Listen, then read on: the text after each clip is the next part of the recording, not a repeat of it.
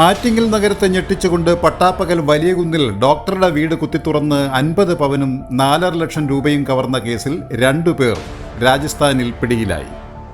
രാജസ്ഥാൻ കോടതിയിൽ ഹാജരാക്കിയ പ്രതികളെ പോലീസ് സംഘം ട്രെയിൻ മാർഗം കേരളത്തിലേക്ക് കൊണ്ടുവരികയാണ്. CCTV ദൃശ്യങ്ങൾ കേന്ദ്രീകരിച്ച് നടത്തിയ അന്വേഷണമാണ് പോലീസിനെ ഇവരിലെത്തിച്ചത്. രാജസ്ഥാനിലെ അജ്മീറിൽ നിന്ന് 70 കിലോമീറ്റർ അകലെയുള്ള ഉൾനാടൻ ഗ്രാമമായ തണ്ടോട്ടിൽ നിന്നുമാണ് പ്രതികളെ ആറ്റിങ്ങൽ പോലീസ് അതിസാഹസികമായി അറസ്റ്റ് ചെയ്തത്.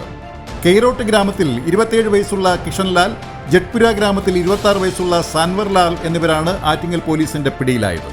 ഗ്രാമത്തിലെ തസ്കര വിഭാഗത്തിൽപ്പെട്ടവരാണ് പ്രതികൾ.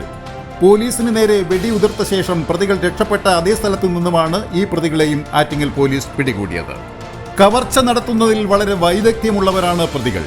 ആറ്റിങ്ങലിൽ മോഷണം നടത്തിയ വീട്ടിൽ പട്ടാപ്പകൽ കൃത്യം 1 മണിക്ക് ഇവർ വീടിനുള്ളിൽ പ്രവേശിക്കുകയും 1:10 മോഷണ വസ്തുക്കളുമായി പുറത്തു പോവുകയും ചെയ്തിരുന്നു. 10 മിനിറ്റ് സമയം മാത്രമേ ഇവർ കവർച്ചയ്ക്കായി ഉപയോഗിച്ചുള്ളൂ എന്നും പോലീസ് വ്യക്തമാക്കി. ഉത്സവപ്പറമ്പുകളിലും റോഡുകളിലും കളിപ്പാട്ടങ്ങൾ, ബെഡ്ഷീറ്റ്, പുതപ്പ് തുടങ്ങിയവ വിൽക്കാനെന്ന വ്യാജേനയാണ് ഇവർ നാട്ടിൽ അലഞ്ഞുതിരിയുന്നത്.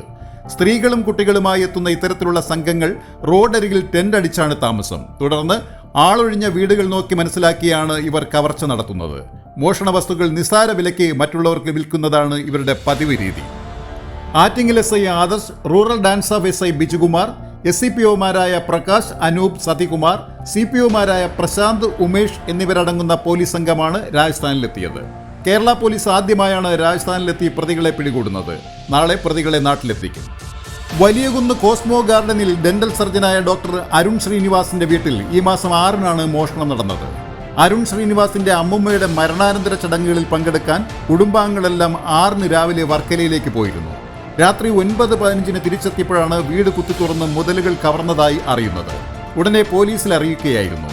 അന്വേഷണത്തിന്റെ ഭാഗമായി പ്രദേശത്തെ CCTV ദൃശ്യങ്ങൾ പോലീസ് ശേഖരിച്ചിരുന്നു. ഇത് പരിശോധിച്ചതിൽ നിന്നാണ് നാടോടികളായ ചിലർ പ്രദേശത്ത് എത്തിയിരുന്നതായി സൂചന ലഭിച്ചത്. കച്ചവടക്കാരെന്ന വ്യാജേനയാണ് ഇവർ നാട്ടിൽ അലഞ്ഞുതിരിയുന്നത്. തുടർന്ന് ഇവരെ ചുറ്റിപ്പറ്റി അന്വേഷണം നടത്തുന്നതിനിടെ ചിലർ രാജസ്ഥാനിലേക്ക് കടന്നതായി വിവരം ലഭിച്ചു.